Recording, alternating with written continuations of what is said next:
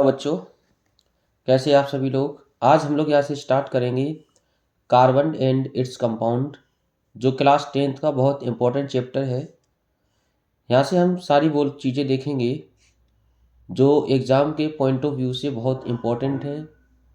किस तरह के क्वेश्चन यहाँ से पूछे जाते हैं बोर्ड एग्ज़ाम में, तो सारे टॉपिक को आज हम एक बार में कवर करने वाले हैं। तो हमारे साथ बने रहिए और वीडियो को लास्ट तक ज़रूर देखें। और अगर वीडियो पसंद आए तो लाइक, शेयर और सब्सक्राइब करना ना भूलें। चलिए स्टार्ट करते हैं। Carbon and its compound. जैसा कि आप लोगों को मालूम होगा कि 119 एलिमेंट्स जो कि हम लोगों को अभी तक ज्ञात हैं, मालूम है, each important in its own way. Here are a few of them. इनमें से जैसे कि कुछ हमारे एलिमेंट हैं, जैसे मान लो हाइड्रोजन है, हीलियम है, ऑक्सीजन है, कॉपर है, नियोन, बोरोन है ना, पोटेशियम, लिथियम, थोरियम, बेरिलियम। इस तरह से ये सारे एटम के बाद एलिमेंट के बारे में आप लोगों ने सुना होगा और पढ़ा भी होगा। लेकिन इनमें से एक स्पेशल हमारा होता है जिसके बारे में आज हम लोग पढ़ेंगे, जो कि है कार्बन। तो कार्बन ही हमारा क्यों इनसे बिल्कुल अलग है, तो चलिए इनके बारे में बात करते हैं। सबसे पहले हम लोगों ने देखा होगा कि कुछ चीज़ें हमारी जो है वो मेटल से मिलके बनी होती हैं, कुछ चीज़ें हमारी जो है वो गिलास और क्ले से मिलके बनी होती हैं, और कुछ हमारी अदर होते हैं, जैसे कि आप देख पा रहे होंगे। ठीक है, ये तो हमारे हो गए मेटल के, ग्लास और क्ले। उसके बाद कुछ अदर तुम देख पा रहे होगे जो कि हमारे ऑर्गेनिक सब्सटेंस से मिलके बने होते हैं, ऑर्गेनिक। तो इन सब में क्या चीज़ कॉमन है, तो ऑर्गेनिक की बात करें तो यहाँ पर क्या चीज़ कॉमन है, कार्बन। इन सब में कहीं ना कहीं कार्बन प्रेजेंट है। तो अगर कार्बन की ही बात करें तो अपने अर्थ क्रस्ट पे 0.02% कार्बन मिनरल के फॉर्म में प्रेजेंट है, जैसे carbonate, hydrogen carbonate, coal and petroleum, इनके रूप में प्रेजेंट है। एटमॉस्फेयर में जो हमारा कार्बन है वो कार्बन डाइऑक्साइड के फॉर्म में मिलता है 0.03%। कार्बन का सिंबल होता है सी, एटॉमिक नंबर होगा 6, इलेक्ट्रॉनिक कॉन्फ़िगरेशन कहें तो 2,4, वैलेंसी बनेगी 4। आउटरमोस्ट सेल में इसके इलेक्ट्रॉन कितने हैं, 4। ये किस तरह का एलिमेंट है, कहें तो हमारा ये नॉन मेटल होगा। मेजर कॉन्स्टिट्यूट ऑफ कोल जो है वो कार्बन का होता है। कोल सबने सुना होगा, कोयला। आटमोस्ट सेल में कितने इलेक्ट्रॉन हैं, 4। तो ये न्यूक्लियस, उसके बाद 2, उसके बाद आउटर सेल में 4। ये क्या करता है, अपनी स्टेबिलिटी को गेन करने के लिए या तो 4 इलेक्ट्रॉन को गेन करे या तो 4 इलेक्ट्रॉन को त्याग करे। लेकिन होता क्या है, जब भी वो 4 इलेक्ट्रॉन को गेन करेगा तो ये डिफ़िकल्ट होगा न्यूक्लियस के लिए 6 इलेक्ट्रॉन या 6 प्रोटॉन को होल्ड करने के लिए। तो 6 पहले से उसके पास है, तो 4 और ले लेगा तो हमारे क्या हो जाएंगे, 4 एक्स्ट्रा लेके टोटल इलेक्ट्रॉन बन जाएंगे 10, जो कि उसको होल्ड करना क्या हो जाएगा, मुश्किल हो जाएगा। इसलिए क्या है, वो ना तो गेन करता है या फिर कहे तो लूज, ना ही इलेक्ट्रॉन को लूज करेगा। अगर वो करता है तो it would require large amount of energy to remove 4 electrons. तो 4 इलेक्ट्रॉन को निकालने के लिए उसे ज़्यादा एनर्जी की जरूरत पड़ेगी, leaving behind a carbon cation with 6 proton in it nucleus holding on to just 2 electron. तो 2 इलेक्ट्रॉन बचेंगे। 4 इलेक्ट्रॉन को त्याग करने के लिए बहुत एनर्जी की आवश्यकता पड़ेगी। तो यहाँ पर क्या है, ना तो वो 4 इलेक्ट्रॉन को गेन करता है और ना ही 4 इलेक्ट्रॉन को वो लूज करता है। फिर करता क्या है ये, फिर ये करता है कि कार्बन जो है वो इलेक्ट्रॉन का शेयर करता है। तो शेयर करने के बाद जो बॉन्ड बनेंगे उनको हम बोलेंगे covalent bond. Chemical bond form by sharing of electron between 2 atom is called covalent bonding. तो जो भी केमिकल बॉन्डिंग बनेगी 2 इलेक्ट्रॉन को या फिर 2 एटम के इलेक्ट्रॉन के शेयर होने से जो बनेगा बॉन्ड उसे हम बोलेंगे कोवैलेंट बॉन्ड। जैसे मान लो हमारे पास एक ये है एक ये है, दोनों आपस में क्या कर लिए, शेयर कर लिए। शेयर करने के बाद क्या हुआ, एक हमारा बॉन्ड बना जिसे बनाए कोवैलेंट बॉन्ड, एक कंपाउंड का फॉर्मेशन हुआ। Carbon the only element that form covalent bond. क्या कार्बन ही एक ऐसा एलिमेंट है जो कोवैलेंट बॉन्ड का फॉर्मेशन कराएगा? तो आंसर होगा नहीं। All non metal form covalent bond. जितने भी हमारे पास नॉन मेटल होंगे वो सारे क्या बनाएंगे, कोवैलेंट बॉन्ड बनाएंगे। कैसे बनाएंगे? तो फॉर्मेशन ऑफ कोवैलेंट कंपाउंड्स, हम देखेंगे किस तरह से कोवैलेंट कंपाउंड का फॉर्मेशन होता है। तो यहाँ से जरा देखते हैं। सबसे पहले हम लोग देखेंगे हाइड्रोजन मॉलिक्यूल का किस तरह से फॉर्मेशन होगा। हाइड्रोजन वैसे तो हमारे लिए क्या है, नॉन मेटल है, लेकिन आटोमोस शेल में एक इलेक्ट्रॉन है, तो ये मेटल के रिएक्टिविटी सीरीज में इसको कंसीडर किया जाता है, जैसा कि हम लोग पिछले वाले लेक्चर में पढ़ चुके हैं। ठीक है, तो हमारे पास हाइड्रोजन है, हाइड्रोजन का एटॉमिक नंबर सबको मालूम होता है, एक है। ठीक है, आटोमोस शेल में कितने इलेक्ट्रॉन बनेंगे, एक बनेंगे। प्लस स्टेबल कराने के लिए क्या है, एक हाइड्रोजन की और जरूरत पड़ेगी, तो एक हाइड्रोजन और लिया। ये वाला जो है, to become stable one hydrogen atom share one electron with other hydrogen atom. तो यहाँ से स्टेबल होने के लिए क्या करेगा, एक हाइड्रोजन एटम दूसरे हाइड्रोजन एटम के लिए क्या करेगा, आपस में इलेक्ट्रॉन का शेयरिंग करा लेगा। तो शेयरिंग कराने के बाद कुछ इस तरह से आपको दिखेगा। तो इस वाले हाइड्रोजन के पास कितने इलेक्ट्रॉन हो गए, दो हो गए, और ये वाले हाइड्रोजन के पास भी इलेक्ट्रॉन कितने हो गए, दो हो गए। Since total two electron one pair are share, we say that a chemical bond formed by sharing of one pair of electron is called single covalent bond। तो यहाँ पर जो एक एक इलेक्ट्रॉन का शेयरिंग हो रहा है, इसलिए हम इसको क्या बोलेंगे, इसको हम बोलेंगे सिंगल बॉन्ड।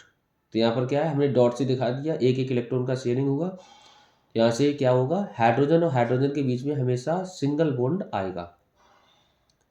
आगे बात करते हैं क्लोरीन मॉलिक्यूल की।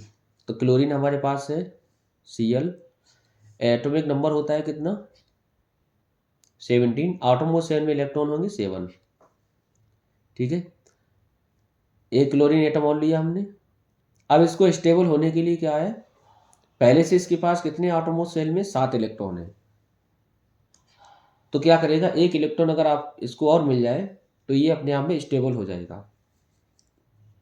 तो यहाँ से ये वाला क्लोरीन क्या करेगा, इसको एक इलेक्ट्रॉन दे देगा, और ये वाली क्लोरीन एटम इसको एक इलेक्ट्रॉन दे देगा, तो जाके क्या हो जाएंगे, आपस में ये स्टेबल हो जाएंगे। तो यहाँ से एक एक इलेक्ट्रॉन की इन दोनों ने शेयरिंग करी।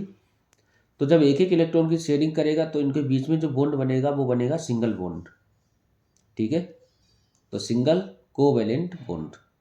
इसी तरह से अगर देखें हम ऑक्सीजन का, तो ऑक्सीजन हमारे पास है, आटोमोस शेल में इलेक्ट्रॉन बनेंगे 6, क्योंकि एटॉमिक नंबर है कितना, 8। तो यहाँ पर जब आटोमोस शेल में इलेक्ट्रॉन हमारे 6 हैं, तो स्टेबल होने के लिए 2 इलेक्ट्रॉन की और जरूरत पड़ेगी। तो ये क्या करेगा, दो दो इलेक्ट्रॉन को आपस में शेयर कर लेगा। जब दो दो इलेक्ट्रॉन को शेयर करेगा तो इनके बीच में जो ऑक्सीजन और ऑक्सीजन के बीच में जो बॉन्डिंग आएगी वो आएगी डबल बॉन्डिंग, कहें तो डबल कोवैलेंट बॉन्ड। ठीक है, इसी तरह से नाइट्रोजन, नाइट्रोजन का एटॉमिक नंबर होता है कितना, 7। आटोमोस शेल में इलेक्ट्रॉन बनेंगे 5। तो यहाँ पर एक नाइट्रोजन हमारे पास ये है, दूसरा नाइट्रोजन ये है, इसके आटोमोस शेल में 5, इसकी आटोमोस शेल में 5। तो ये क्या करेगा, अपने आप को स्टेबल कराने के लिए 3 इलेक्ट्रॉन की शेयरिंग कराएगा। तो यहाँ से क्या होगा, नाइट्रोजन और नाइट्रोजन के बीच में 3 इलेक्ट्रॉन की शेयरिंग हुई, तो पेयर यहाँ पर कितने बने, 3। तो यहाँ से 6 इलेक्ट्रॉन की शेयरिंग हुई, पेयर बनेंगे 3। तो इसलिए हमारा यहाँ पर जो कोवैलेंट बॉन्ड बनेगा वो होगा ट्रिपल कोवैलेंट बॉन्ड। ठीक है, आगे बात करते हैं फॉर्मेशन ऑफ वाटर मॉलिक्यूल। पानी का किस तरह से फॉर्मेशन होता है। एटॉमिक नंबर हाइड्रोजन का सबको मालूम होता है, 1 है। वैलेंसी कितनी बनेगी, 1 बनेगी। ऑक्सीजन का एटॉमिक नंबर होता है 8। आटोमोस शेल में इलेक्ट्रॉन होंगे 6। वैलेंसी कितनी होगी ऑक्सीजन की, 2। अब किस तरह से फॉर्मेशन होगा, how many electron will they share. ठीक है, तो देखते हैं। हमारे पास ये हाइड्रोजन है, ऑक्सीजन को बीच में रखा, ये हाइड्रोजन है। हाइड्रोजन को स्टेबल होने के लिए एक इलेक्ट्रॉन की ज़रूरत है, तो ये एक यहाँ से लेगा। इसको स्टेबल होने के लिए एक इलेक्ट्रॉन की ज़रूरत है, तो यहाँ से लेगा। इसके पास पहले से कितने हैं, 2 3 4 5 6, 6 हैं। एक ही हाइड्रोजन से उठाएगा, एक इधर से हाइड्रोजन से उठाएगा, तो इसके पास हो जाएंगे 8। इस तरह से क्या है, ये पूरा का पूरा कंप्लीट हो जाएगा। ठीक है, किस तरह से हमारा मेथेन का फॉर्मेशन होता है।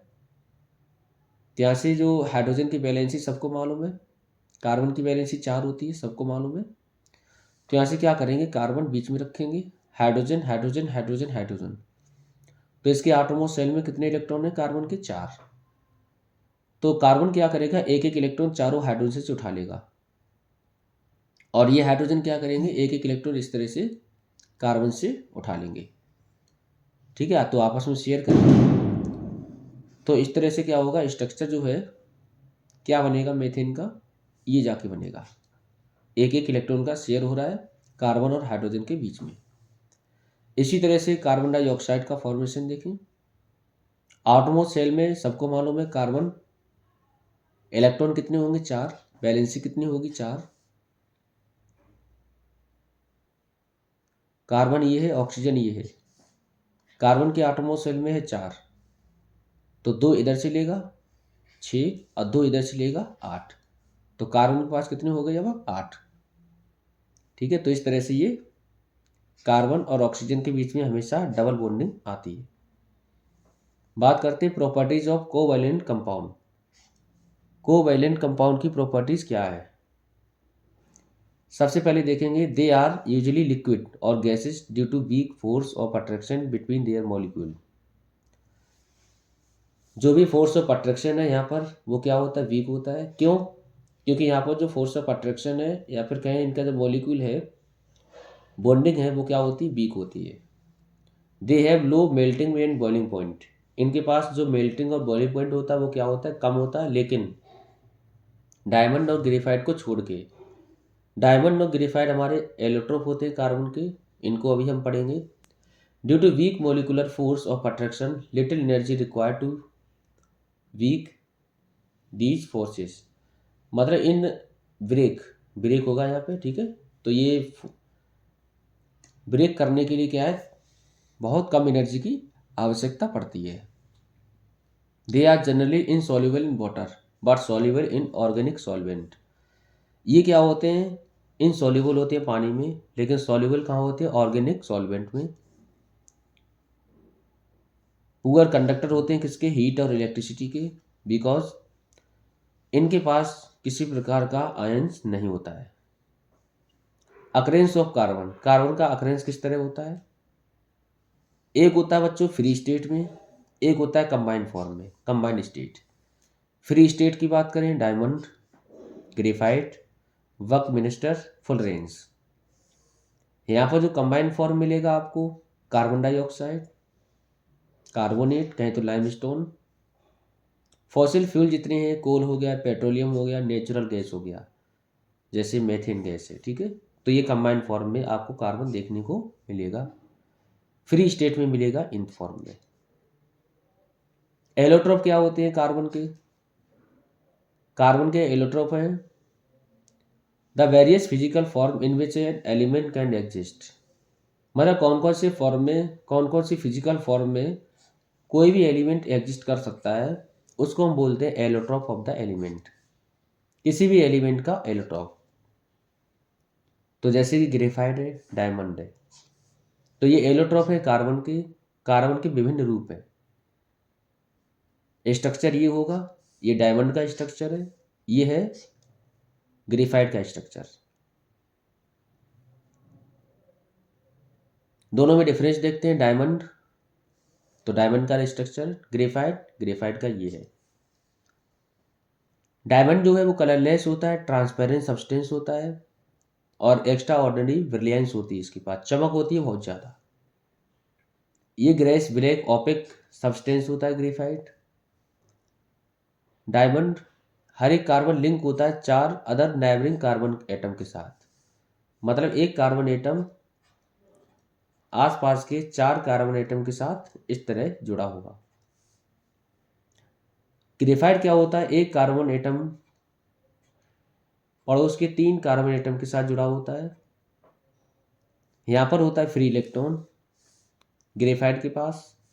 डायमंड के पास कोई भी फ्री इलेक्ट्रॉन नहीं होता है, इसीलिए डायमंड इलेक्ट्रिसिटी को कंडक्ट नहीं कराएगा, और ग्रेफाइट जो है वो इलेक्ट्रिसिटी को कंडक्ट कराता है। डायमंड रिजिड 3 डायमेंशनल स्ट्रक्चर होता है, और ये जो है वो शीट लाइक स्ट्रक्चर होता है, हेक्सागोनल एरे में बनता है, जो आप देख सकते हैं। ये इलेक्ट्रिसिटी कंडक्ट नहीं कराता है, कौन, डायमंड। क्यों? क्योंकि इसके पास कोई भी फ्री इलेक्ट्रॉन नहीं है।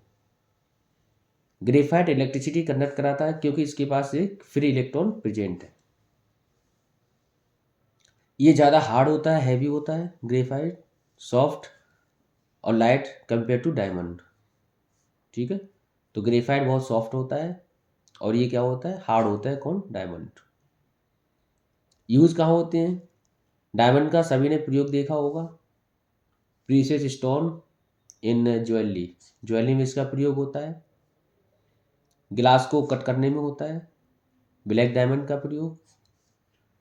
इलेक्ट्रोड ग्रेफाइट बनाने में, ग्रेफाइट जो है उसका प्रयोग होता है इलेक्ट्रोड बनाने में। लुब्रिकेंट, ड्राई लुब्रिकेंट, क्योंकि ये स्लिपरी होता है बहुत, जब स्लिपरी है, बहुत चिकना होता है, तो इसका प्रयोग हम ड्राई लुब्रिकेंट के तौर पे कर सकते हैं। और लेड जो पेंसिल होती है उसको बनाने में ग्रेफाइट का प्रयोग होता है।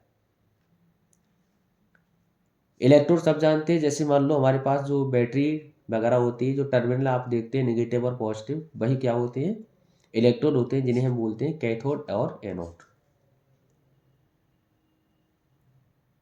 तो लेड तो सबने देखा ही होगा, पेंसिल लेड। तीसरा एलोट्रोप होता है फुल रेंज, जिसको बोलते हैं C60। ये एक फुटबॉल शेप का स्ट्रक्चर होता है, और जो कि दिखता है कैसा, जुरेसिक डोम डिजाइन। ठीक है, इस तरह से होता है, जो कि US आर्किटेक्ट बकमिंस्टर फुलर ने बनाया था, उस तरह से वो डिजाइन किया गया है। ठीक है, versatile nature of carbon, carbon के कौन से फॉर्म में पाए, मतलब वर्सेटाइल नेचर क्या होते हैं कार्बन के। तो carbon form covalent bond form करता है। Nature of these covalent bond enable carbon to form large number of compound. The number of carbon compound are recently estimated to be about 3 million. सबसे पहले catenation property हम देखेंगे। Catenation में straight chain, तो catenation property कौन कौन सी होती है, तो सेल्फ कॉम्बिनेशन जो है एटम की to form a large molecule, बड़ा मॉलिक्यूल बनाने के लिए जो सेल्फ लिंकिंग प्रॉपर्टी है उसको बोलते हैं क्या, कैटेनेशन प्रॉपर्टी। जैसे कार्बन है तो कार्बन के साथ कार्बन, कार्बन के साथ कार्बन, कार्बन के साथ कार्बन, कार्बन के साथ कार्बन, तो एक कार्बन अगले कार्बन के द्वारा लिंक है, एक चेन में लिंक है, तो इसलिए हमने क्या बोला, स्ट्रेट चेन। ब्रांच में क्या होता है, जब कार्बन नीचे निकल आए, जैसे ब्रांचेज में हो जाए, तो ये कार्बन से नीचे निकल आए कार्बन, इधर भी, तो ब्रांच के फॉर्म में आपको दिखे। क्लोज चेन में क्या होता है, इस तरह से क्या, हेक्सागोनल बना हुआ है, carbon carbon carbon carbon carbon, तो ये क्या है, क्लोज चेन बना दी, तो ये कैटेनेशन होती है। ठीक है, कार्बन क्या करता है, एटम में भी लिंक बाय सिंगल बॉन्ड के साथ भी लिंक हो सकता है, डबल बॉन्ड के साथ भी लिंक हो सकता है, ट्रिपल बॉन्ड के साथ भी लिंक हो सकता है। तो यहाँ पर आप देख सकते हैं, यहाँ पर कार्बन सिंगल बॉन्ड के साथ लिंक है, यहाँ पर कार्बन डबल बॉन्ड के साथ लिंक है, और यहाँ कार्बन ट्रिपल बॉन्ड के साथ लिंक है। कौन कौन से एलिमेंट है जो कैटेनेशन दिखाते हैं, तो कार्बन, तो कार्बन देखो दिखा रहा है। ठीक है, सल्फर, सल्फर दिखा रहा है कैटेनेशन प्रॉपर्टी, सल्फर के साथ सल्फर है। दूसरा सिलिकॉन, फॉस्फोरस। ठीक है, तो ये क्या दिखाते हैं, कैटेनेशन की प्रॉपर्टी दिखाते हैं। हम पढ़ रहे हैं कार्बन के बारे में, तो कार्बन के बारे में जानेंगे। उसके बाद जो वर्सेटाइल नेचर है वो क्या, टेट्रावैलेंसी। टेट्रावैलेंसी का मतलब होता है कि कार्बन के पास जो वैलेंसी है वो कितनी होती है, 4। ये कैपेबल होता है bonding 4 other atom of carbon, मतलब 4 अदर एटम कार्बन के जोड़ सकता है। ठीक है, इस तरह से कार्बन है, तो कार्बन क्या है, इसकी जो वैलेंसी होती है कितनी होती है, 4। तो 4 हाइड्रोजन को पहले से जोड़ रखा है। अगर आप हाइड्रोजन को रिमूव करें तो क्लोरीन लगा दी तो कोई दिक्कत नहीं है, लेकिन 4 बॉन्ड आने चाहिए, मोनो वैलेंट एलिमेंट।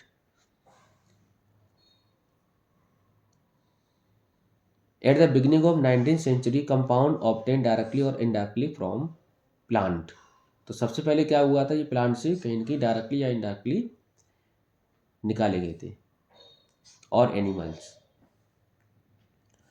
तो plant, organic, animal, compound obtain from minerals, inorganic. For organic compound, it was postulated that a vital force was necessary for their synthesis. तो ये तो पूरी हिस्ट्री है कार्बन को लेके, इसको आपको अभी नहीं पढ़ना है। पढ़ते हैं टाइप ऑफ ऑर्गेनिक कंपाउंड।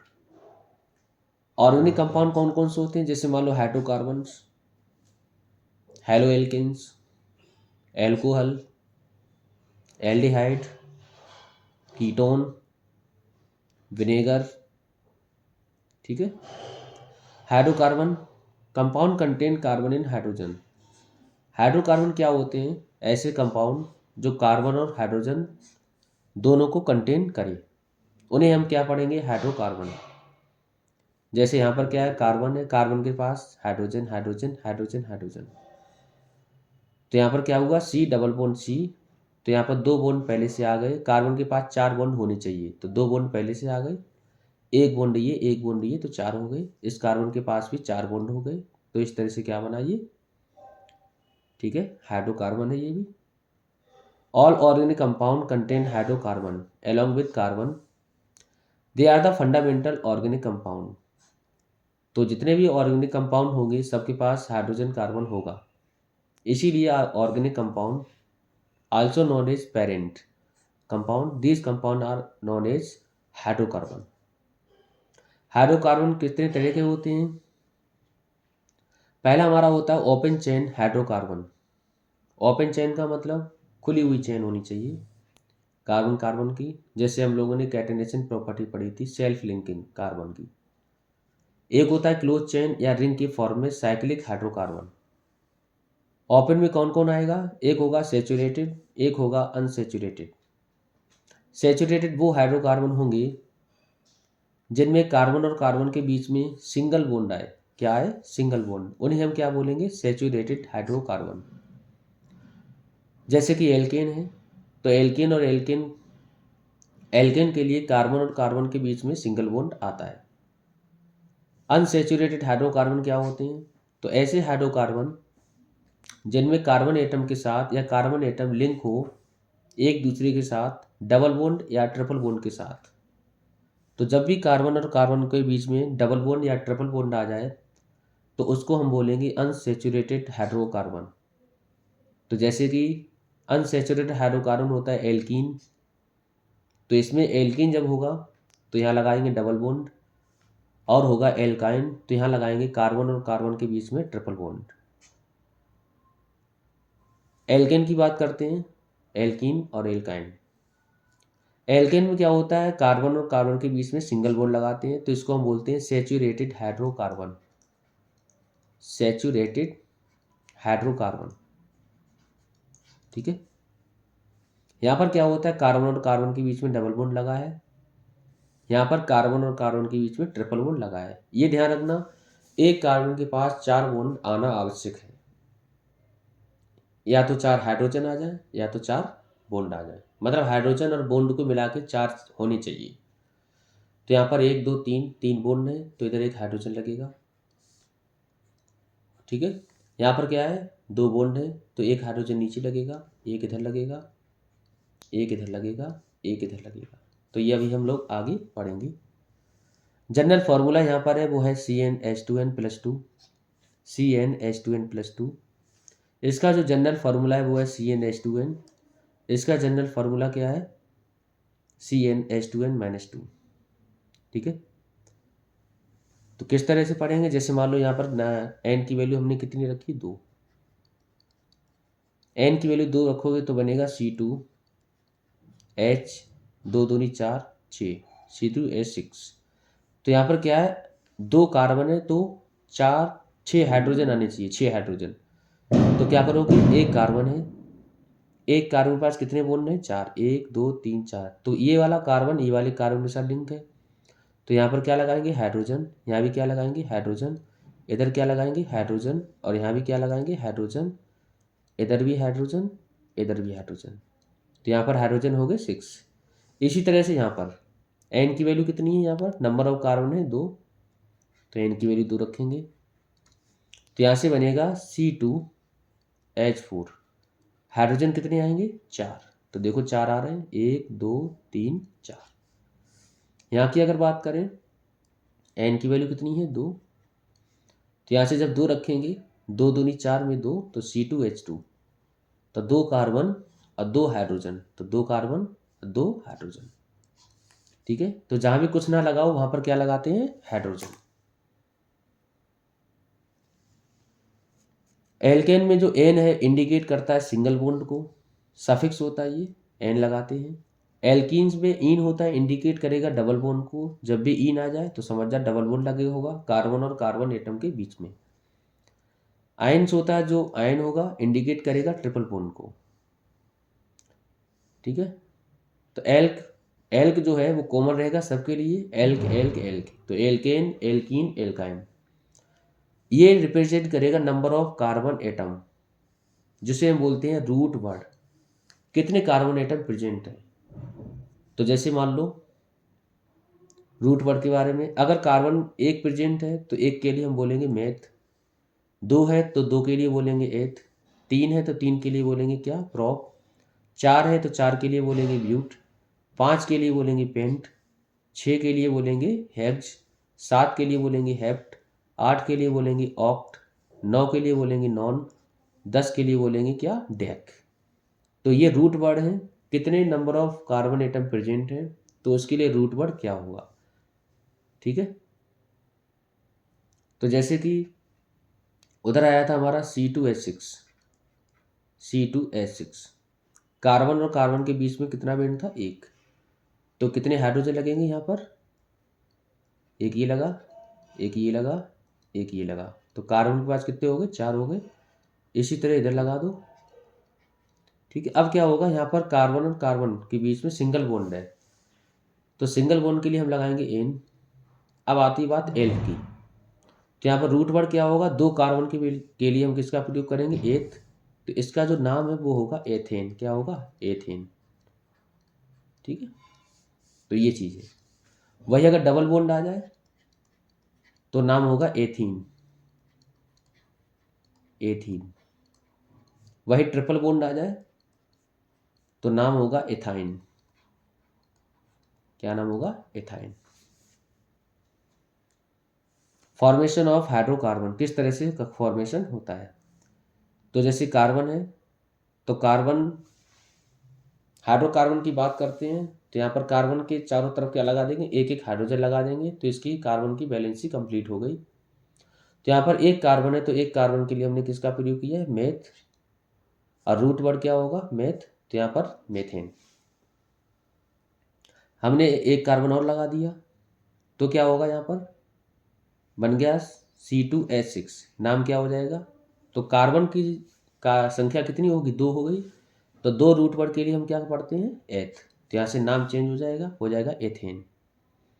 इसी तरह से डबल बॉन्ड अगर हम लगा दिया तो डबल बॉन्ड क्या करेंगे,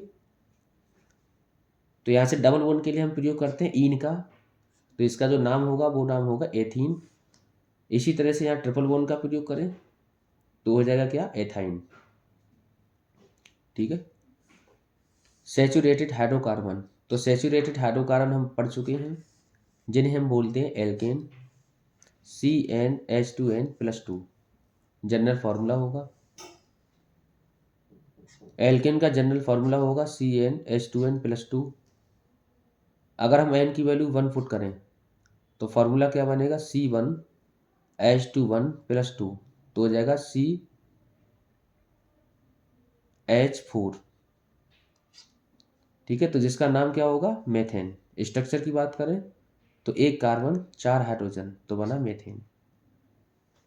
इलेक्ट्रॉन क्रॉस डॉट स्ट्रक्चर, तो डॉट स्ट्रक्चर किस तरह बनेगा, तो कार्बन है तो ये कार्बन के पास से हटा देंगे हम, तो क्या लगा देंगे, डॉट लगा देंगे। ठीक है, इसी तरह तो ये डॉट स्ट्रक्चर हो गया। ठीक है, अगर हम एन की वैल्यू 2 पुट करें तो यहाँ से कार्बन और कार्बन के बीच में सिंगल बॉन्ड हो गया, इधर एक हाइड्रोजन, इधर एक हाइड्रोजन। ठीक है, तो जनरल फॉर्मूला क्या प्रयोग करेंगे, रूट वर्ड होगा एथ, तो हो जाएगा एथेन। जब ये बॉन्ड को हटाएंगे तो हम लगा देंगे डॉट, तो हाइड्रोजन की जगह पर डॉट लगाया, कार्बन की जगह पर क्रॉस लगा दिया, तो ये हो गया डॉट स्ट्रक्चर। इसी तरह से एन की वैल्यू हम पुट करते रहेंगे। 3 के लिए प्रोपेन होगा, 4 के लिए क्या होगा, 4 के लिए होगा हमारा ब्यूटेन।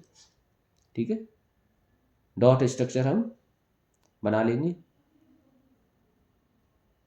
बात करते हैं unsaturated hydrocarbon CnH2n। Root word क्या होगा, तो अलग अलग होते हैं कार्बन एटम के लिए। जनरल फॉर्मूला होगा CnH2n एल्कीन। जब n की वैल्यू 1 रखेंगे, क्या वो पॉसिबल है, अगर 1 रखी हमने तो यहाँ से हाइड्रोजन 2 बनेंगे, जो कि हमारा कोई स्ट्रक्चर नहीं बनेगा, तो कम से कम 2 हमें कार्बन की वैल्यू रखनी पड़ेगी। तो यहाँ पर जो मेथिन है वो एग्जिस्ट नहीं करता है। एन की वैल्यू जब 2 रखेंगे तो यहाँ पर बनेगा क्या, कार्बन कार्बन के बीच में डबल बॉन्ड, तो यहाँ पर क्या, 2 पहले से बॉन्ड आ चुके हैं, तो 2 हाइड्रोजन लगा दो। ठीक है, तो यहाँ से बनेगा एथीन। इलेक्ट्रॉन डॉट स्ट्रक्चर, तो यहाँ से बॉन्ड हम तोड़ेंगे और यहाँ डॉट बना लेंगे। इसी तरह जब 3 रखेंगे तो नाम इसका हो जाएगा क्या, 3 के लिए होता है प्रोप, तो लगा देंगे प्रोपीन, डॉट स्ट्रक्चर बना लेंगे बॉन्ड को तोड़ के। ठीक है, 4 रखेंगे तो बनेगा ब्यूटीन, डॉट स्ट्रक्चर बॉन्डिंग को तोड़ के बना लेंगे। क्लियर है। बात करते हैं अनसेचुरेटेड हाइड्रोकार्बन एल्काइन की, जिसमें ट्रिपल बॉन्ड लगता है। तो जनरल फॉर्मूला है CnH2n-2। यहाँ पर एक कार्बन के लिए पॉसिबल नहीं है। अगर हम 1 रख रहेंगे तो क्या होगा, हाइड्रोजन बिल्कुल नहीं बचेगा, एक कार्बन बचेगा जो कि कोई हाइड्रोकार्बन नहीं होगा। तो एन की वैल्यू कहाँ से स्टार्ट होगी, 2 से, तो मिथाइन कभी भी एग्जिस्ट नहीं करेगा। ठीक है, जब एन की वैल्यू हम 2 रखेंगे तो कार्बन और कार्बन के बीच में क्या आया, ट्रिपल बॉन्ड, तो एक हाइड्रोजन इधर एक हाइड्रोजन इधर, तो यहाँ से हो जाएगा C2H2, नाम क्या बनेगा, एथाइन। ठीक है, इसी तरह से एन की वैल्यू 3 रखेंगे तो नाम बनेगा प्रोपाइन। ठीक है, जब एन की वैल्यू हम 4 रखेंगे तो नाम बनेगा क्या, ब्यूटाइन। इसी तरह से ये रूट वर्ड के हिसाब से हमारा बनता रहेगा। Carbon and its compound exercise देख लेते हैं। If hydrogen atom 2 more than double bond, नहीं then double number of carbon atom, तो एल्केन्स, तो ये आप कर लेना। ठीक है, तो give the formula for ethane. Ethane का फॉर्मूला क्या होगा, एथ के लिए रूट वर्ड क्या होता है, 2, तो CnH2n+2 लगाएंगे, एन की वैल्यू 2 फुट करेंगे तो आ जाएगा C2H6। कोवैलेंट बॉन्ड कितने प्रेजेंट हैं, तो आपको मालूम है कोवैलेंट बॉन्ड यहाँ पर आप देख पा रहे हैं कितने हो गए, 7, 1 2 3 4 5 6 7। Give the general formula of alkyne and identify which of the following is alkyne. तो एल्काइन के लिए हमने बताया था कि ट्रिपल बॉन्ड आना चाहिए और जनरल फॉर्मूला होता है CnH2n-2, तो इससे हम फॉलो कराएंगे। तो यहाँ से आपको कौन कौन सा मिलेगा, C2H2 और C3H4 एल्काइन मिलेंगे, बाकी के सब नहीं होंगे। ठीक है, तो यहाँ से ये हमारे क्वेश्चन है वो आप कर लेना। हम आगे बात करते हैं, जैसे मान लो which of the following compound can have a double bond, इनके बीच में डबल बॉन्ड कहाँ होगा, किस में होगा। ठीक, तो डबल बॉन्ड के लिए एल्कीन होना चाहिए, तो एल्कीन का फॉर्मूला होता है CnH2n+2। 3 कार्बन है तो 3 कार्बन के लिए हाइड्रोजन कितने हैं, 1 2 3 4 5 6 7 8, तो ये वाला बिल्कुल सही होगा। ठीक है। Hydrocarbon molecule 3 carbon atom, write down molecular formula structure formula if it alkyne alkene alkyne. 3 carbon atom है तो 3 कार्बन एटम, तो प्रोप होगा रूट वर्ड, तो पहले प्रोपेन हो गया। डबल बॉन्ड लगाएंगे तो प्रोपीन हो जाएगा, ट्रिपल बॉन्ड लगाएंगे प्रोपाइन हो जाएगा। ठीक है। हाइड्रोकार्बन ओपन चेन हाइड्रोकार्बन और क्लोज चेन हाइड्रोकार्बन। अब आते हैं साइक्लोहेक्सेन। ठीक है, क्लोज चेन में देखते हैं। ओपन चेन में हम लोगों ने देख लिया सेचुरेटेड और अनसेचुरेटेड हाइड्रोकार्बन, एल्केन एल्कीन और एल्काइन। क्लोज चेन में कौन कौन सा होगा, पहला है साइक्लोहेक्सेन, तो एक साइकिल की फॉर्म में बना लो। ठीक है। और दूसरा है बेंजीन, बहुत बहुत इंपॉर्टेंट है। ठीक है।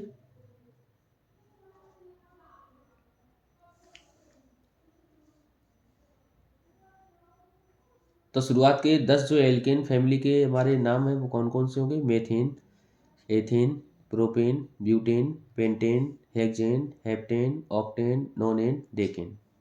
ठीक है। एल लगाते रहो, रूट वर्ड आगे लगाते रहो। एल्केन में देखें तो methane, propane, butane. Let us consider first 4 member of alkene family, तो हमने 4 ये देख लिए एल्केन फैमिली के। ठीक है। तो let us see structure of methane, तो मेथेन का स्ट्रक्चर हम लोग पहले ही देख चुके हैं। अगर एक हाइड्रोजन को रिमूव करें, we are left with CH3, तो CH3 केवल बचा। ये जो है मिथाइल ग्रुप का होगा, किसका होगा, मिथाइल, तो इसको हम बोलेंगे methyl. Similar structure for ethane, ऐसे हमारा एथेन के लिए अगर अब एक हाइड्रोजन हटा दें तो बनेगा इथाइल, क्या बनेगा, इथाइल ग्रुप। ठीक है।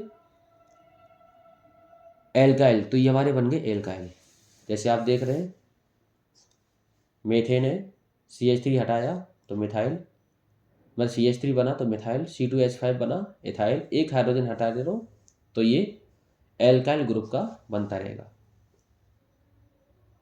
ठीक है। तो जनरल फॉर्मूला क्या हो जाएगा यहाँ, CnH2n+1, किसके लिए, एल्काइल ग्रुप के लिए। एल्काइल ग्रुप R, तो ये हम लोग पढ़ चुके हैं। मिथाइल ग्रुप को जब देखें तो ये बना, मेथेन से एक हाइड्रोजन को रिमूव करा, रिमूव करने के बाद OH को हमने ऐड कर दिया। जब OH को ऐड करोगे तो ये हमारा कौन सा ग्रुप बनेगा, एल्कोहल ग्रुप, क्या बनेगा, एल्कोहल ग्रुप। तो इसको बोलेंगे मिथाइल एल्कोहल, क्या बोलेंगे, मिथाइल एल्कोहल। सफिक्स में प्रयोग किसका करेंगे, OL का, तो मिथाइल एल्कोहल। इसी तरह प्रोपाइल एल्कोहल, ब्यूटाइल एल्कोहल। ठीक है। अब क्या करा हमने, यहाँ पर क्लोरीन को लगा दिया, तो ये हमारा एल्काइल बना हुआ पहले से, तो क्लोराइड हमने लगा दिया, तो क्लोराइड में methyl chloride, similarly propyl chloride, butyl chloride, ये हमारे फंक्शनल ग्रुप हैं। ठीक है। तो let us study methane and methyl alcohol. Methane हमारे पास ये है और ये मिथाइल एल्कोहल हमारे पास ये है, OH लगा के एक हाइड्रोजन रिमूव करके एल्काइल ग्रुप का बन के OH लगा लिया, तो ये हमारा बन गया एल्कोहल ग्रुप, तो मिथाइल एल्कोहल। तो ये क्या दोनों कंपाउंड हमारे सेम हैं, तो कहें नहीं। क्यों सेम नहीं है, चलिए बात करते हैं। मेथेन, मेथेन एक गैस है, जबकि जो मिथाइल एल्कोहल वो हमारा क्या है, लिक्विड है। ठीक है। सिंस OH है डिटरमाइनिंग द प्रॉपर्टीज, तो OH क्या बता रहा है, ये प्रॉपर्टीज को बता रहा है। Methyl alcohol is called functional group, तो यहाँ पर ये क्या है, फंक्शनल ग्रुप के नाम से जाना जाता है। ठीक है। फंक्शनल ग्रुप हमारे ऑर्गेनिक कंपाउंड में कौन कौन से हैं और क्या होते हैं, पहले ये समझो। तो एटम और group of atom present in molecule which determine characteristic property of organic compound, कोई भी ऑर्गेनिक कंपाउंड की कैरेक्टरिस्टिक को बताए वो, उनको हम क्या बोलेंगे, फंक्शनल ग्रुप। ठीक। तो जैसे कि हमारे पास एल्कोहल है, एल्कोहल के लिए फंक्शनल ग्रुप क्या होता है, OH, सिंगल बॉन्ड के साथ क्या लगाएंगे, OH का प्रयोग करेंगे। तो सिंगल बॉन्ड के साथ OH हो गया एल्काइल में, तो हमने जैसे हुआ CH3OH, तो मिथाइल एल्कोहल, इथाइल एल्कोहल। इसी तरह से कार्बोक्सिलिक एसिड होता है, इसमें क्या होता है, कार्बन के साथ डबल बॉन्ड के साथ O लगा होता है, सिंगल बॉन्ड के साथ OH लगा होता है, एक तरफ कार्बन चेन होती है, तो RCOOH। तो जैसे CH3COOH, तो ये हमारा क्या हो गया, एल्काइल ग्रुप का हो गया। ठीक है, तो CH3COOH, इसको हम बोलते हैं एसिटिक एसिड। अगला जो है एल्डिहाइड ग्रुप का होता है, जिसमें क्या होता है, कार्बन के साथ डबल बॉन्ड O और सिंगल बॉन्ड के साथ H लगा होता है, इसे हम बोलते हैं RCHO। सफिक्स में हम प्रयोग करते हैं अल का, किसका, अल का करो, या फिर मेथिनल बोलते हैं इसे, या फिर करो एसीटेल्डिहाइड। ठीक है, अगला होता है हमारा कीटोन ग्रुप का, जिसमें क्या है, कार्बन के एक तरफ हाइड्रोजन कार्बन चेन और कार्बन के दूसरी तरफ कार्बन चेन और डबल बॉन्ड के साथ ऑक्सीजन लगा हो, तो इसे बोलते हैं R। और R बोथ हमारे क्या होंगे, डिफरेंट एल्काइल ग्रुप होंगे, अलग अलग, सेम भी हो सकते हैं। ठीक है, सफिक्स में प्रयोग करते हैं ओन का, ONE। तो जैसे यहाँ पर रूट वर्ड हमारा क्या होगा, इधर भी मिथाइल है, इसी इधर भी मिथाइल है, तो डाई मिथाइल कीटोन। ठीक है, नोमेनक्लेचर ऑफ ऑर्गेनिक कंपाउंड कैसे करेंगे, तो ये हमारा एक IUPAC सिस्टम है, जो है सिस्टमेटिक तरीके से ऑर्गेनिक कंपाउंड का नाम बताता है। IUPAC का नाम है international union of pure and applied chemistry system. ठीक है, all organic compound are considered derivatives of saturated hydrocarbon alkanes. Terminology used in nomenclature कौन कौन सी, सबसे पहले root word, nature of basic carbon skeletal, उसके बाद प्रीफिक्स, उसके बाद सफिक्स, इन सब का जानना जरूरी है। ठीक है, तो रूट वर्ड क्या इंडिकेट करेगा, नेचर और नंबर ऑफ कार्बन एटम कितने प्रेजेंट हैं। तो ये चीज़ हम पढ़ चुके थे, अगर कार्बन एटम एक है, 2 के लिए एक, 3 के लिए प्रोप, 4 के लिए ब्यूट, 5 के लिए पेन, 6 के लिए हेक्ट, 7 के लिए हेप्ट, 8 के लिए ऑक्ट। इसी तरह से जैसे हैलोजन है, फंक्शनल ग्रुप हैलोजन है, प्रीफिक्स क्या होगी हमारे, क्लोरो, ब्रोमो एटसेट्रा। IUPAC नाम हेलो एल्केन। एग्जाम्पल की बात करो, एल्क विल बी रिप्लेस किससे, मेथ से, जैसे 2 है तो एथ, 3 है प्रो, तो इस तरह से क्या है, ये एल्क रिप्लेस होता रहेगा। तो 2 कार्बन है, तो 2 कार्बन के लिए हम किसका प्रयोग करेंगे, एथ का प्रयोग करेंगे, तो नाम होगा क्लोरो एथेन। तो क्लोरो हमारा क्या बनेगा, प्रीफिक्स बनेगा। ठीक है, इसी तरह क्लोरोब्रोमीन, ब्रोमोपेंटेन, 3 कार्बन है। ठीक है, उसके बाद आता है एल्कोहल ग्रुप, तो एल्कोहल ग्रुप में हम प्रयोग करते हैं सफिक्स में किसका, OL का, जैसे एल्केनॉल।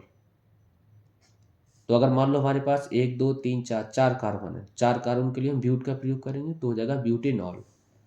इसी तरह एल्डिहाइड, एल्डिहाइड में सफिक्स में प्रयोग करेंगे AL का, तो एल्केनल। तो कार्बन हमारे पास कितने, 1 2 3, तो 3 कार्बन के लिए हम प्रयोग करते हैं किसका, प्रोप का, तो प्रोपेनल। इसी तरह कीटोन, तो कीटोन में हम सफिक्स में प्रयोग करेंगे ONE का, तो एल्केनॉन। तो कार्बन कितने, 1 2 3 4, तो 4 कार्बन है, 4 कार्बन को हम क्या पढ़ते हैं, ब्यूट, तो ब्यूटेनॉन। इसी तरह कार्बोक्सिलिक एसिड, इसमें हम लगाते हैं क्या, ओइक एसिड, एल्केनोइक एसिड। तो 1 2 3, तो 3 है, 3 को हम बोलते हैं प्रोप, तो प्रोपेनोइक एसिड। डबल बॉन्ड के लिए हम इन का प्रयोग करते हैं, एल्कीन। ठीक है, जैसे हमारे पास 1 2 3 4 5 है, तो पेंटीन हो गया। ट्रिपल बॉन्ड के लिए हम लगाते हैं सफिक्स में आइन, तो हो गया 1 2 3 4 है, 4 के लिए क्या होता है, ब्यूट, तो ब्यूटाइन। क्लियर है, तो यहाँ पर ये हमारे क्या है, प्रीफिक्स और सफिक्स का ध्यान रखना, किस तरह से हम नोमेनक्लेचर करें किसी भी हाइड्रोकार्बन का। बात करते हैं O और द हेलो। तो यहाँ पर जो parent hydrocarbon ethane, functional group aldehyde, suffix EL है, IUPAC नाम एथिनल। ठीक है, इसी तरह OH है यहाँ पे, तो एल्कोहल लगा दिया। ठीक है, तो मेथेनॉल, तो यहाँ पर ये क्या है, Cl लगा दिया, तो ये हमारा क्या बनेगा, प्रीफिक्स बनेगा। ठीक है, तो ये हमारे कुछ नोमेनक्लेचर है, इनको हम बाद में देख लेंगे और आपने बहुत सारी प्रैक्टिस की भी होगी। ठीक है, तो यहाँ पर क्या करना होता है, आपको number of carbon atom count करने होते हैं। आइसोमेरिज्म क्या होती है? Isomerism compound with identical molecular formula but different structure are called isomer. अलग अलग स्ट्रक्चर हो लेकिन मॉलिक्यूलर फॉर्मूला सेम हो। तो यहाँ पर नंबर ऑफ कार्बन एटम गिनो, 1 2 3 4 5। यहाँ कितने? 1 2 3 4 5। यहाँ कितने? 1 2 3 4 5। तो इनको हम क्या बोलते हैं बच्चों? आइसोमेरिज्म बोलते हैं। So these compound are called isomer. Pentane is the formula C5H12। ठीक है, how identify state in branch chain, किस तरह हम आइडेंटिफाई करें? तो जैसे मान लो हमारे पास ये है, तो ये जो आपको दिख रही है हमारी क्या है? कार्बन चेन है, स्टेट चेन है, कोई दिक्कत नहीं है। यहाँ पर किस तरह से चलेंगे? तो ये हमारी क्या है? बिल्कुल स्टेट चेन हो गई। ठीक है, यहाँ पर क्या है? इस तरह से हमारी ये चेन बन गई। तो आसान है बहुत ढूंढना, स्टेट चेन हम किस तरह से देखें। तो यहाँ पर ये स्टेट चेन है, लेकिन ये हमें क्या मिला? एक ब्रांच, तो ये हमारा हो गया ब्रांच चेन। ठीक है, इसी तरह ये ब्रांच चेन। ठीक है, स्ट्रक्चर आइसोमर ऑफ प्रोपेन। तो प्रोपेन के हमारे कौन कौन से होंगे? प्रोपेन के लिए रूट पॉड होता है कितना? 3, 1 2 3। तो पहला ये, दूसरा ये। ठीक है, तो सेम स्ट्रक्चर, तो यहाँ पर स्ट्रक्चर सेम मिला, देखो चेन देखो सेम मिल रही है ना। तो यहाँ भी चेन ऐसी हमारी बन सकती है। तो यहाँ पर सेम स्ट्रक्चर, तो इसके पास कोई आइसोमर नहीं होगा। किसके पास? प्रोपेन के पास।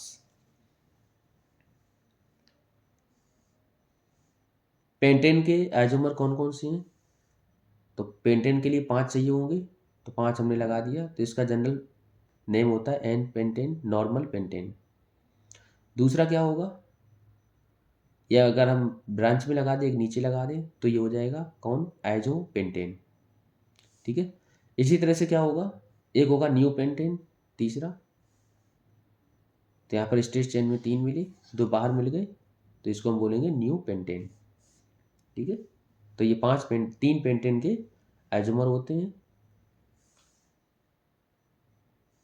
रूल क्या होते हैं नोमेनक्लेचर के करने के लिए? तो IPC compound obtain writing the alkyl group before the name of the parent hydrocarbon. Example की बात कर लो, कुछ एग्जाम्पल। सबसे पहले क्या करना है? लॉन्गेस्ट कार्बन चेन देखनी है। तो लॉन्गेस्ट कार्बन चेन कितने कार्बन की है? 3 कार्बन की है, देख ली। पेरेंट एल्केन हमारे पास कौन है? 1 2 3, तो प्रो। फंक्शनल ग्रुप हमारे पास कौन सा है? हेलो एल्केन, क्योंकि यहाँ पर क्या लगा? हैलाइड फैमिली का है। प्रीफिक्स में क्या लगाएंगे? ब्रोमो, तो प्रोपेन कर दिया, उसके बाद ब्रोमो प्रोपेन। ये वाले की बात करें तो सबसे पहले देखें लॉन्गेस्ट कार्बन चेन कितनी है हमारे पास? 3 है, लगा 4 है, 4 लगा दो। 4 को क्या बोलेंगे? ब्यूट, तो लगा दो ब्यूटेन। उसके बाद फंक्शनल ग्रुप हमारे पास क्या है? OH है, तो एल्कोहल ग्रुप का हुआ। सफिक्स क्या लगाएंगे? OL, तो हो जाएगा ब्यूटेनॉल। ठीक है, इसी तरह यहाँ पर क्या है? डबल बॉन्ड लगाया, कार्बन चेन हमारे पास कितने की है? 4 की, तो ब्यूटेन। डबल बॉन्ड के लिए हम ब्यूटेन का प्रयोग करेंगे, इन हो जाएगा। यहाँ पर क्या है हमारे पास? हेलो एल्केन है, तो हेक्सेन, हेलो, तो क्लोरो हेक्सेन। तो ये हमारे कुछ एग्जाम्पल है। ठीक है, एल्केन की बात करें तो एल्केन में मॉलिक्यूलर, ये तो सब हम लोग करना सीख गए पहले ही। ठीक है, तो एल्केन के लिए मॉलिक्यूलर फार्मूला ये होता है।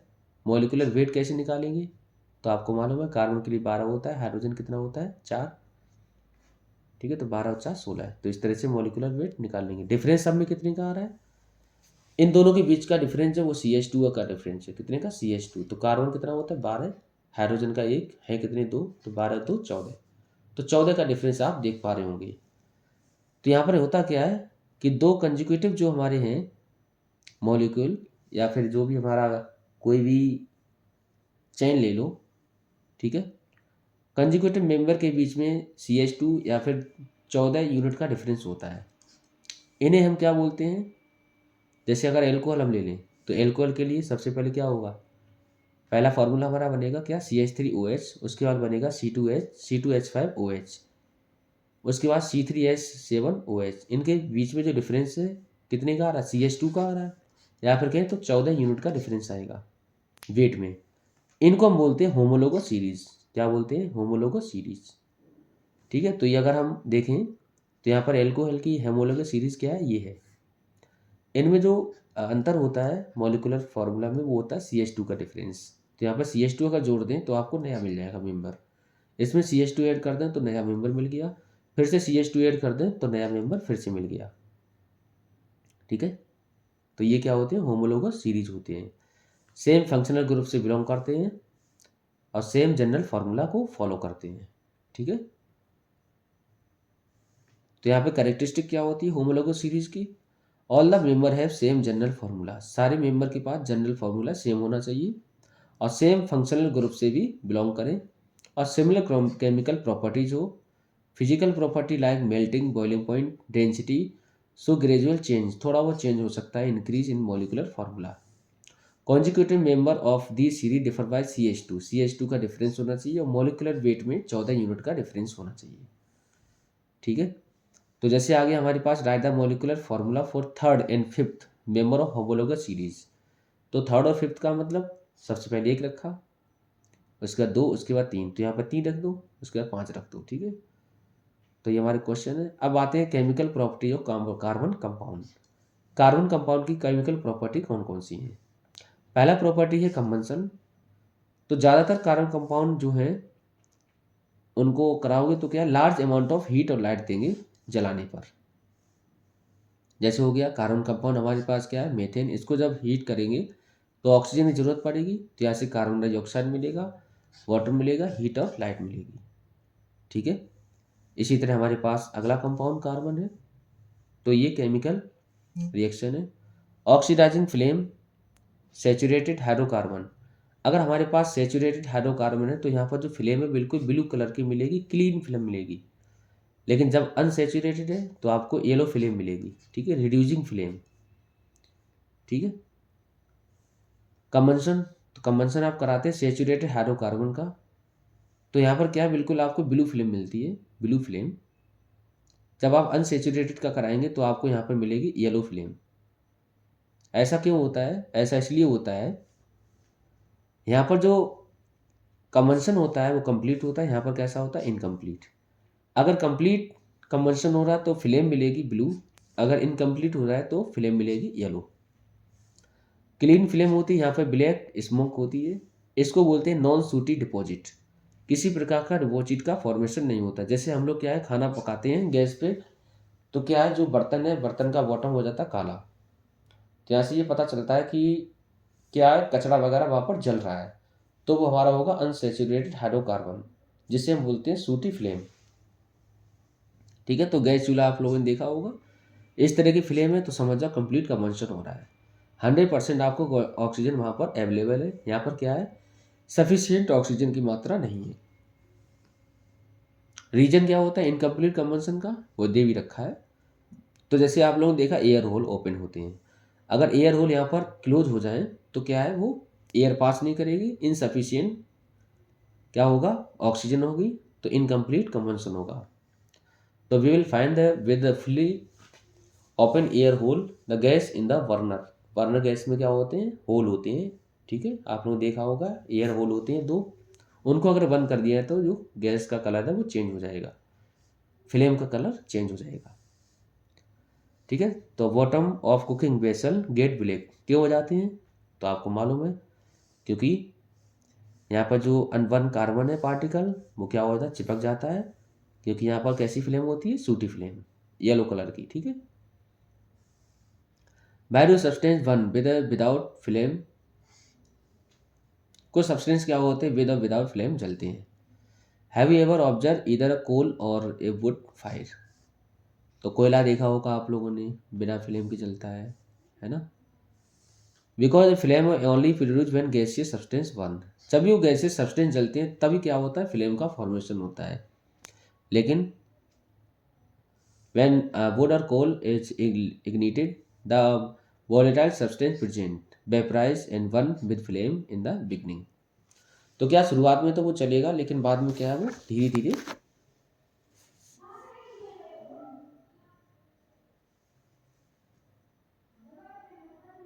एवोपरेट होना आएगा, ठीक है, और जलेगा धीरे धीरे।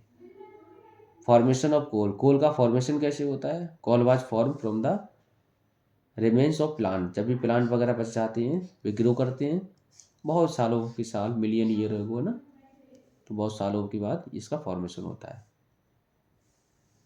तो ये हिस्ट्री है पूरी कोल ओल की। बात करते हैं carbon and its compound. Addition reaction और सब्स्टिट्यूशन रिएक्शन क्या होती है? Reason for addition and substitution reaction, saturated hydrocarbon, unsaturated hydrocarbon. इसका पहले रीजन पढ़ते हैं। तो हमारे पास सैचुरेटेड हाइड्रोकार्बन है, 2 कार्बन का है, एथेन नाम है इसका।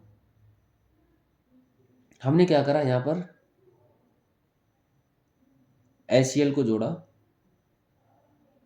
तो ये बना मोनोक्लोरोएथेन।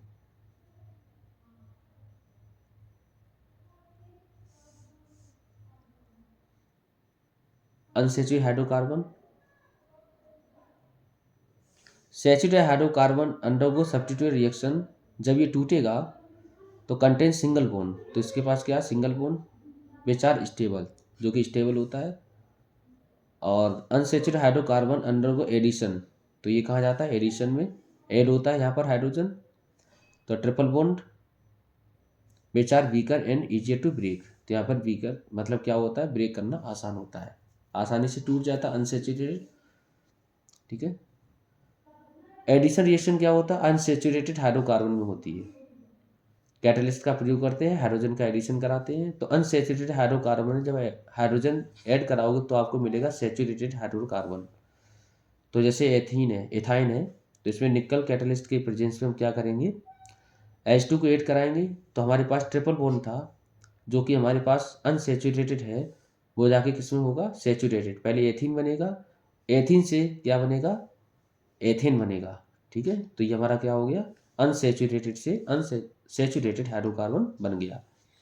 The addition of hydrogen to unsaturated hydrocarbon to obtain saturated hydrocarbon is called hydrogenation. तो इसको हम क्या बोलते हैं, हाइड्रोजनेशन बोलते हैं। क्यों? क्योंकि यहाँ पर हाइड्रोजन का एडिशन हो रहा है। The process of hydrogenation has an important industrial application, it is use to prepare vegetable ghee, vegetable घी को बनाने में, ठीक है, from a vegetable oil, vegetable oil से वेजिटेबल घी को बनाने में इसका प्रयोग किया जाता है। तो vegetable oil unsaturated fat liquid state होता है, जब इसको हम क्या करते हैं, हाइड्रोजन ऐड कराते हो तो ये हमारा सैचुरेटेड बन जाता है फैट, ठीक है। सब्स्टिट्यूशन रिएक्शन क्या होता है, saturated hydrocarbon undergo substitute reaction in the presence of sunlight. तो जैसे हमारे पास मान लो मेथेन है, सनलाइट इसके ऊपर पड़ी तो ये क्या हुआ, मिथाइल क्लोराइड में टूट गया, ठीक है। तो the replacement of hydrogen atom with an halogen in an organic compound, तो जो भी हमारे पास हाइड्रोजन है वो एक हैलोजन से रिप्लेस हो जाए, उसको हम बोलते हैं क्या, सब्स्टिट्यूशन रिएक्शन। क्लियर है? रिएक्शन में हैलोजन, तो ये तो हम देख ही चुके थे, इस तरह से रिएक्शन होती है, ठीक है।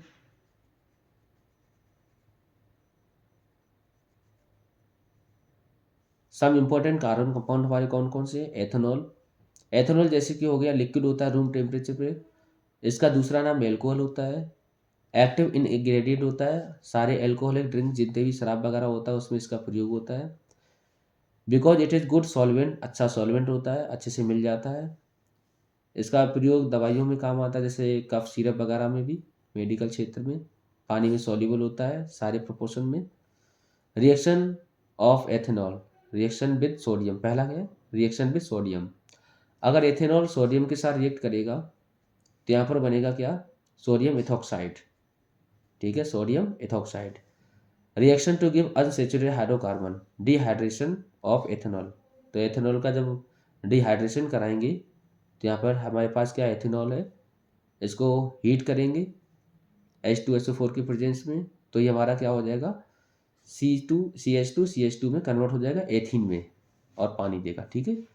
इसी तरह oxidation, carbon compound can be easily oxidise on conversion, तो यहाँ पर हमारे पास एथेनॉल है, तो इसको हमने हीट किया तो ऑक्सीजन मिली, तो ये बन जाएगा CH3COOH, जिसको हम बोलेंगे एथेनोइक एसिड। तो एथेनॉल से हमारा बन गया एथेनोइक एसिड, ऑक्सीडेशन, तो ये बहुत इंपॉर्टेंट है कार्बन कंपाउंड में oxidation reaction. Properties of ethanoic acid कौन कौन सी है, commonly called acetic acid, ethanoic acid को हम एसिटिक एसिड भी पढ़ते हैं। ये हमारे एक ग्रुप होता है जो कार्बोक्सिलिक ग्रुप से बिलोंग करता है। 5 से 8% सॉल्यूशन होता है एसिटिक एसिड का पानी में, अगर मिला दें तो विनेगर बन जाएगा। इसका प्रयोग होता है कहाँ, प्रिजर्वेटिव, जैसे पिकल में प्रिजर्वेटिव के तौर पे होता है। इसका मेल्टिंग पॉइंट होता है 290 केल्विन। ठीक है। Frozen acetic acid called glacial acetic acid, अगर फ्रीज अवस्था में है जमा हुआ तो इसको हम बोलते हैं ग्लेशियल एसिटिक एसिड। रिएक्शन कौन सी होती है, एस्टरिफिकेशन बहुत बार इंपॉर्टेंट है। एस्टरिफिकेशन, एसिड प्लस एल्कोहल बराबर ईस्टर। एसिड एल्कोहल जब आपस में रिएक्ट करेंगे तो बनाएंगे ईस्टर। तो हमारे पास एसिड CH3COOH और एल्कोहल एथेनोइक एसिड CH3COOH, और हमारे पास है CH3CH2OH मतलब C2H5OH। एथेनोइक एसिड और एल्कोहल दोनों आपस में क्या हुए, रिएक्ट हुए, तो करने के बाद क्या बनाए, ईस्टर बनाए। तो ईस्टर का फॉर्मूला ये है CH3COO single bond O CH2CH3 Easter. Formation of Easter कैसे होता है, सबसे पहले टेस्ट ट्यूब आपको लेना है जिसके पास क्या है, वाटर, उसके बाद वायर गेज, बर्नर वगैरह ये सब लेके, ठीक है, इस तरह से हम इसको रिएक्शन करवाएंगे। एक चीज़ को हम टेस्ट ट्यूब में भर लेंगे और एक चीज़ को हम कहाँ भरेंगे, कंटेनर में, इसको बर्न करेंगे, तब जाके ईस्टर बनेगा। सैफनिफिकेशन क्या है, तो प्रिपरेशन ऑफ सॉल्ट, तो reaction with carbonate and hydrogen carbonate. तो कार्बोनेट का हाइड्रोजन कार्बोनेट के साथ रिएक्शन कराएंगे। तो जैसे एथेनोइक एसिड है, सोडियम कार्बोनेट के साथ रिएक्ट किया तो यहाँ पर क्या हुआ, सोडियम एथेनोइट बना। ठीक है। इसी प्रकार एथेनोइक एसिड जो है सोडियम हाइड्रोजन कार्बोनेट के साथ रिएक्ट किया तो क्या बना, सोडियम एथेनोइट बना। ये वाली रिएक्शन को हम बोलते हैं saponification reaction. Easter plus alkali,